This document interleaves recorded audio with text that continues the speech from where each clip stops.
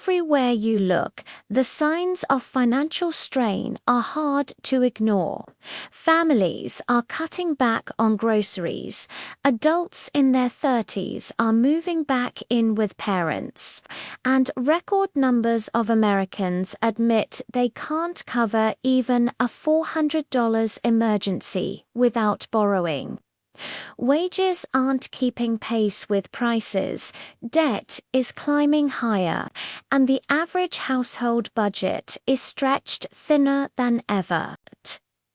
Behind these headlines, though, a quieter trend has taken hold, one that looks harmless on the surface, but has the power to reshape personal finance in ways we haven't fully grasped. It's the rise of buy now, pay later. And while it's marketed as a modern solution to old money problems, its long-term effects may be far more dangerous than most people realize. Buy now, pay later, often shortened to BNPL, isn't complicated. It's the option you see at checkout, whether online or in a store, to split a purchase into smaller installments over a few weeks or months. No credit card required, no interest if you pay on time, just a few easy clicks and your payment is spread out. Companies like Klarna, Afterpay, and Affirm have built billion-dollar businesses around the idea that consumers want more flexibility and less friction when they spend.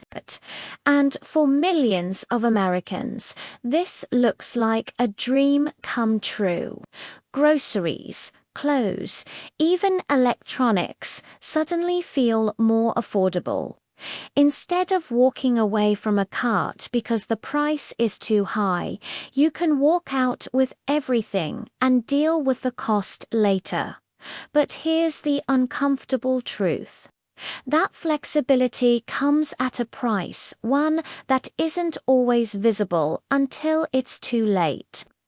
These services are engineered to encourage more spending, not less. By lowering the psychological barrier of a purchase, they make it easier for someone to say yes when they should probably say no. The math is simple. When you divide a $200 bill into 4 payments of $50, it doesn't feel like $200 anymore. It feels manageable. But when you make that choice over and over across different purchases, the small installments add up faster than people expect. Let's put this into perspective with a simple scenario. Imagine a young professional named David. He uses BNPL to buy a new pair of shoes for $120, splitting it into 4 $30 payments. A few days later, he orders takeout and uses BNPL again, another $40, split into 4 $10 installments. Next week, he upgrades his headphones for $200, again split into $50 chunks. In the moment, each transaction feels painless, just a small hit to his budget. But within a month, David has stacked multiple installment plans, each with overlapping due dates. Suddenly, his bank account is being hit by a constant stream of withdrawals, $10 here, $30 there, $50 again and again. What once felt like freedom now feels like a trap. And David isn't alone. Studies suggest that more than half of BNPL users admit to overspending compared to when they use cash or debit. Around a third have missed at least one payment, triggering late fees that pile on top of the original debt. For people already living paycheck to paycheck, this is a dangerous spiral. The same tool that promises financial flexibility ends up creating new financial stress. And unlike credit cards, which have decades of regulation and consumer protections behind them, BNPL operates in a grey area with far less oversight. The companies running these services know exactly what they're doing. Their sleek apps are designed to keep customers engaged, encouraging them to borrow for everything from sneakers to concert tickets.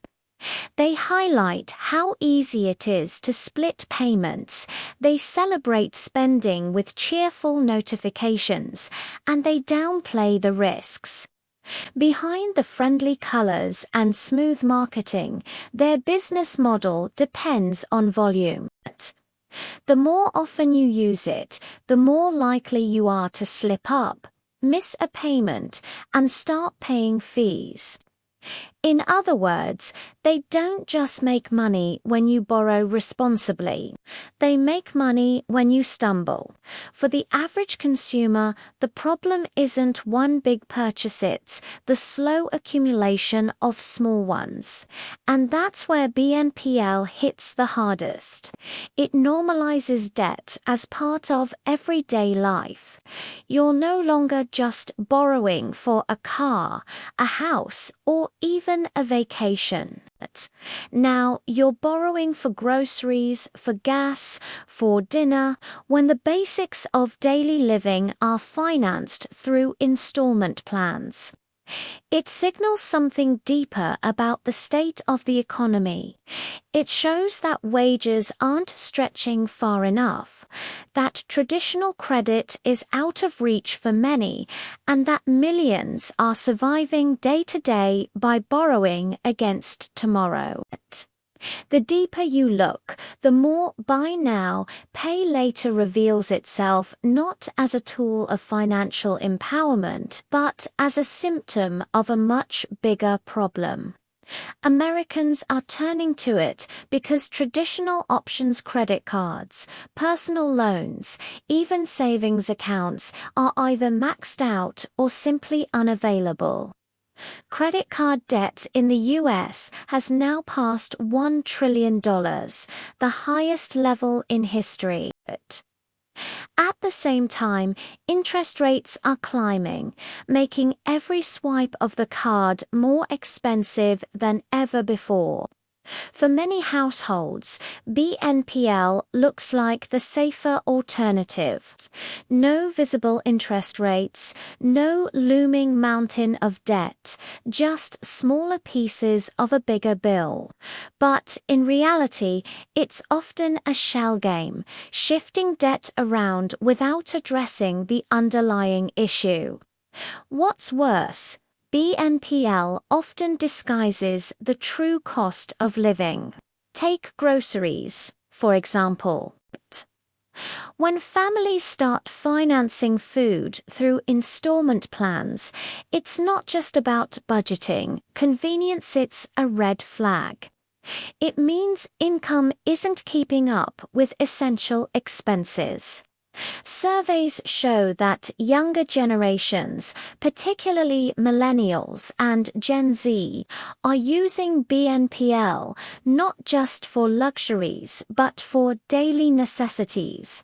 That signals a deeper economic squeeze, where even the basics are slipping out of reach without borrowed money. Psychologists warn that the structure of BNPL taps into behavioral blind spots. Humans are naturally wired to downplay future consequences compared to present relief. When faced with a choice between paying $100 now or $25 today and $25 later, the brain chooses the option that feels lighter in the moment, even though the end result is the same.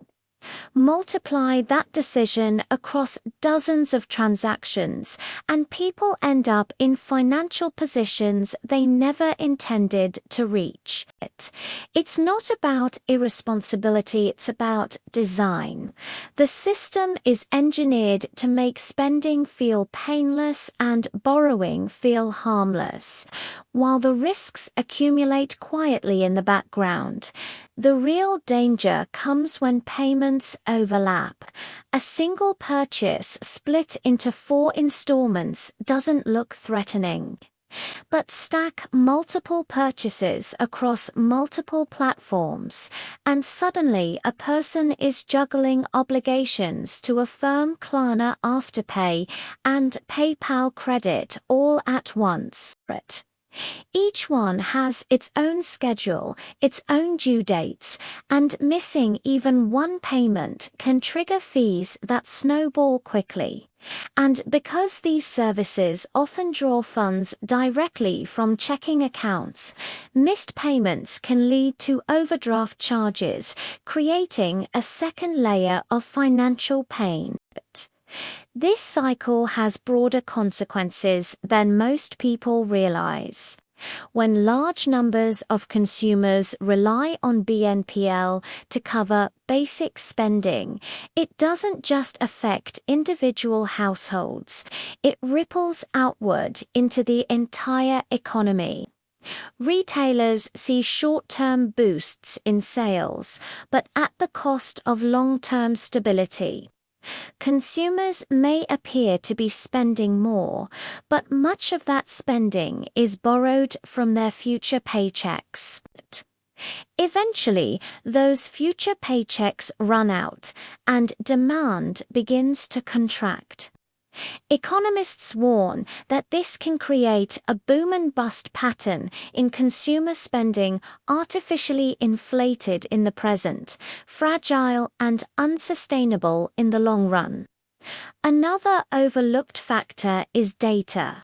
Every BNPL transaction creates a record, and companies are sitting on mountains of information about who buys what, when, and how often they rely on installments.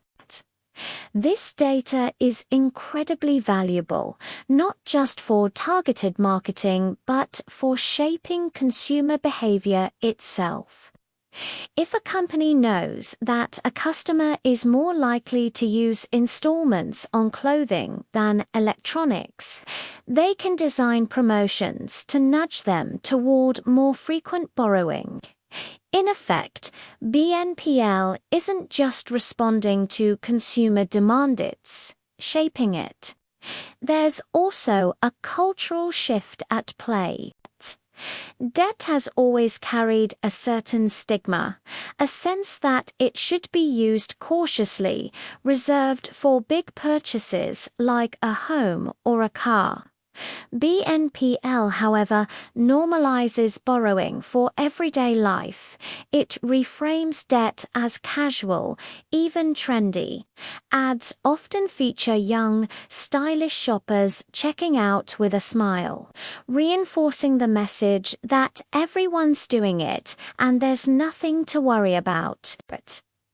But this cultural normalization of microdebt erodes financial discipline and makes it harder for individuals to recognize when they're in trouble. What once would have been a warning sign, using credit to buy groceries now looks like a lifestyle choice. And for those already struggling, the consequences are brutal.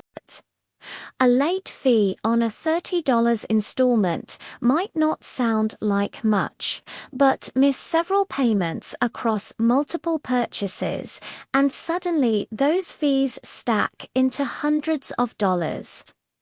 Add in the overdraft charges from banks, and what started as a $200 shopping spree can spiral into a $400 problem. For lower-income households, that's not just an inconvenience, it can mean falling behind on rent, skipping utility payments, or even turning to payday lenders, which pull them deeper into the cycle of poverty. The irony is that BNPL thrives most during times of economic stress.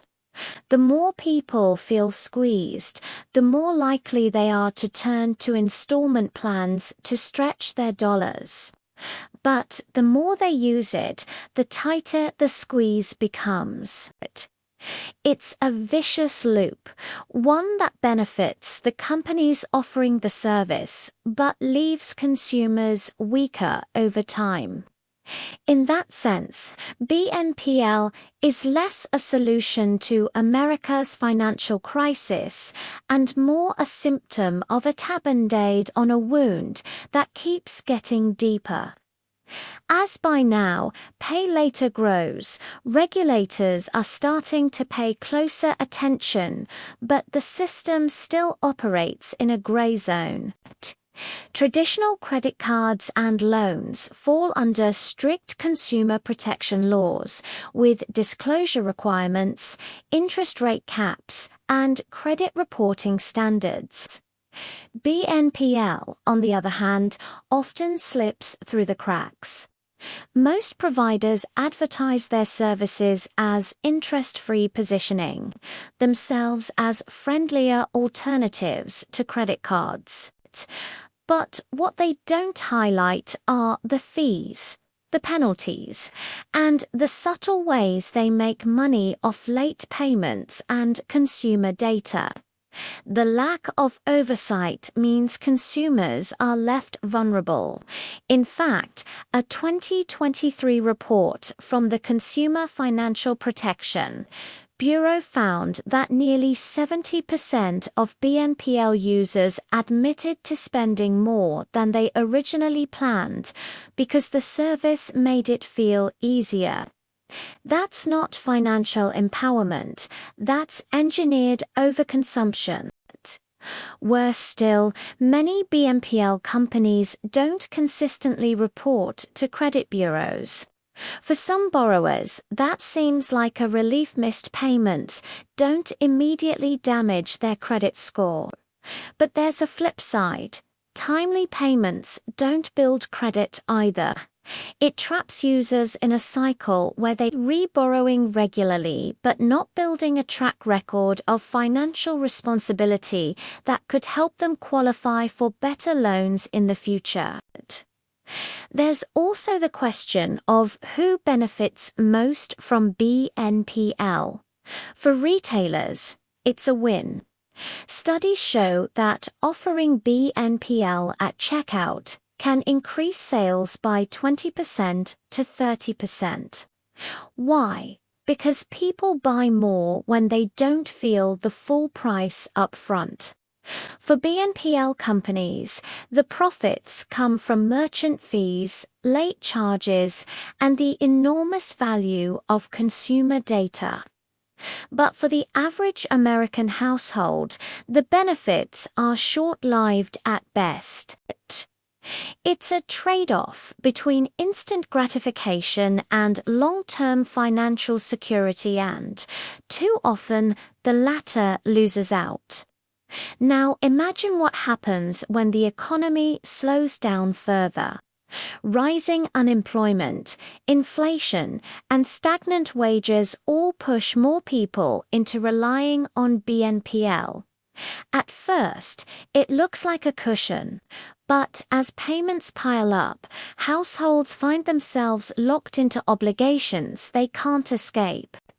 And unlike traditional loans, which often allow for restructuring or refinancing, BNPL agreements are short-term and rigid. If you miss a payment, there's no negotiating its penalties, overdrafts, and collections. Some experts even warn that BNPL is creating a hidden debt bubble, because many of these loans aren't reported or tracked tracked in traditional ways. It's difficult to measure how much collective debt Americans are racking up. On paper, household debt levels might look manageable. But underneath, millions of people are quietly stacking small obligations that together could be just as destabilizing as the credit card crisis of 2008. If enough consumers default at once, it won't just hurt families, could rattle retailers, fintech companies, and even banks that have started partnering with BNPL providers. The cultural shift is perhaps the most troubling piece of the puzzle. America has long been defined by the buy now, pay later mentality, but in the past it was tied to major investments, mortgages, cars, education. Now, that same mentality applies to sneakers, fast food, and streaming subscriptions. Debt is no longer seen as a necessary sacrifice for building wealthy. It's become a casual part of everyday life. When debt loses its stigma, it loses its cautionary power. People take on more of it without hesitation, and financial vulnerability becomes normalized. But here's the twist. BNPL doesn't just affect individuals, it affects entire communities. When large portions of the population live paycheck to paycheck while juggling hidden debts, local economies suffer. People spend less on small businesses, cut back on community investments, and delay big life milestones like buying a home or starting a family. Over time, this erodes the economic backbone of cities and towns, widening inequality between those who can live debt-free and those who cannot escape the cycle. The reality is that BNPL is not inherently evil. For disciplined consumers, it can be a useful tool spreading out payments for a big-ticket purchase without paying interest, as long as every installment is made on time. But the way it is marketed, structured, and regulated, or rather underregulated, makes it dangerous for the average household already under financial stress. It's like giving someone who's thirsty a glass of salt water. It might feel refreshing at first, but the more they drink, the more dehydrated they become. Looking forward, the future of BNPL will likely hinge on how the government and financial institutions respond. Will regulators impose stricter rules, forcing companies to be transparent and accountable? Or will the industry continue to grow unchecked, normalizing debt for millions of Americans who can least afford it? Some states are already considering legislation to treat BNPL more like traditional credit, requiring clearer disclosures and consumer protections. But until those rules are in place, the responsibility falls on consumers to recognize the risks and that's a dangerous expectation in an economy where desperation often overrides caution. So, what does this mean for the so-called American dream? For many, the dream has shifted from owning a home or building wealth to simply staying afloat. And when survival depends on borrowing money for groceries or medical bills, the dream feels more like an illusion. BNPL doesn't solve the problem, it simply hides it, giving the appearance of stability while masking deeper cracks in the foundation of America's economy. The truth about buy now, pay later is that it doesn't exist in a vacuum. It's a mirror reflecting the larger reality of financial stress in America. Wages have not kept up with inflation, the cost of living continues to rise, and millions of households are caught between stagnant paychecks and climbing expenses. When rent, groceries, healthcare, and utilities keep eating up more of the budget, consumers are forced to find shortcuts. BNPL becomes that shortcut, offering a temporary escape, but at the cost of building long-term fragility. Think about how normalized this has become. In the past, if you told someone you needed to finance a pair of sneakers or a fast food meal, it would have sounded absurd. Financing was for cars, homes, and education. But now apps proudly advertise the ability to break down a $20 pizza order into 4 equal installments. That normalization changes the psychology of spending. It trains people to see credit not as a safety net for emergencies, but as a routine part of daily consumption. And when daily consumption becomes debt-driven, it's no surprise that Americans keep getting poorer, even as consumer spending numbers appear healthy on paper. Another overlooked aspect is the way BNPL encourages people to ignore opportunity costs. Every dollar tied up in a future payment is a dollar that can't be invested, saved, or redirected toward building financial resilience. Multiply that across millions of households, and you get an entire society where money is constantly flowing backward, obligations already made rather than forward into growth. The American economy might look strong because spending continues, but underneath, households are running on empty, their financial futures mortgaged one installment at a time. We should also consider the generational impact. Younger Americans, especially Gen Z, are growing up with BNPL as their introduction to credit.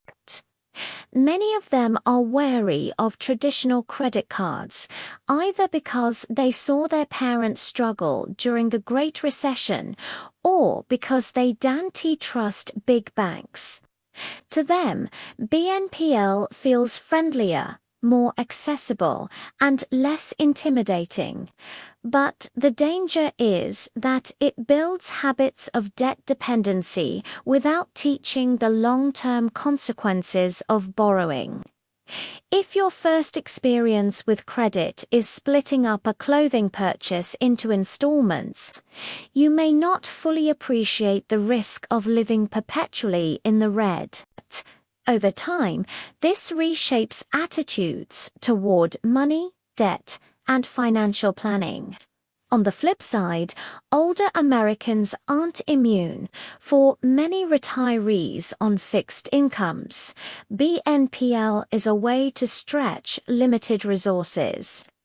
A retiree might use it for medical copays, prescriptions, or even utility bills, thinking it helps balance a tight budget. But when multiple installments overlap and pensions or social security checks don't stretch far enough, seniors find themselves trapped in a cycle they never expected to face late in life. It's another reminder that BNPL doesn't just affect one demographic, it cuts across age groups, income levels, and lifestyles. One of the darkest consequences is the way BNPL interacts with inequality. For wealthier households, BNPL might simply be a convenience. They have the funds, but they enjoy the flexibility. For lower-income households, however, it's often the difference between affording something and going without. That imbalance means the burden of fees, penalties, and financial strain falls disproportionately on those who already struggle the most. Essentially, BNPL becomes another tool that widens the wealth gap, transferring money upward from vulnerable consumers to corporations and investors. The marketing tactics behind BNPL also deserve attention. The language used is intentionally comforting. Split your payments, interest-free, easy, flexible, convenient.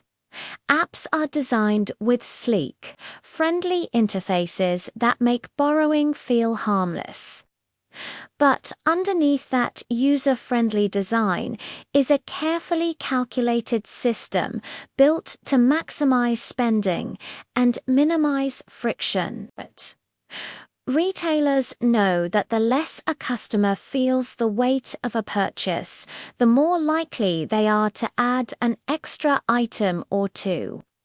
This is behavioral economics at work, and BNPL has perfected it. Instead of asking people to think, "Can I really afford this?" the system nudges them to think, "Why not? I can pay later." The long-term risk is clear. An entire population conditioned to delay financial responsibility until tomorrow. And tomorrow, of course, never really arrives. When you're paying off yesterday's purchases today, you're never fully free to live in the present. That's the hidden trap. BNPL promises flexibility, but what it really delivers is a constant state of financial catch-up. From a broader perspective, this also creates systemic risks for the economy. Consumer debt has always been a double-edged sword. On one side, it fuels economic growth by enabling spending beyond immediate income. On the other, it creates vulnerability when debt levels rise too high. The 2008 financial crisis was a painful reminder of how quickly debt can unravel the entire system. While BNPL is different from subprime mortgages, the underlying principle is the same. Millions of small risks piling up until they create one massive problem. And because BNPL debt isn't fully transparent in credit reporting systems, it's harder to measure, harder to regulate, and harder to predict. That makes it a potential ticking time bomb. Looking forward, the key question is whether BNPL will evolve into a regulated, responsible tool or spiral into another debt trap that leaves millions worse off. Governments are beginning to notice, but regulation always lags behind innovation. Until clear rules are in place, rules that ensure transparency, protect consumers, and limit predatory practices, the responsibility will unfairly fall on individuals to navigate a system stacked against them. Ultimately, the story of BNPL is not just about a new payment method. It's about what it reveals regarding the state of the American economy. It shows us a nation where survival often depends on short-term fixes rather than long-term stability. It shows us how easily financial stress can be disguised by technology and marketing. And most importantly, it shows us how the promise of flexibility can mask the reality of deepening poverty. If we want to understand why Americans keep getting poorer, BNPL is a critical piece of the puzzle.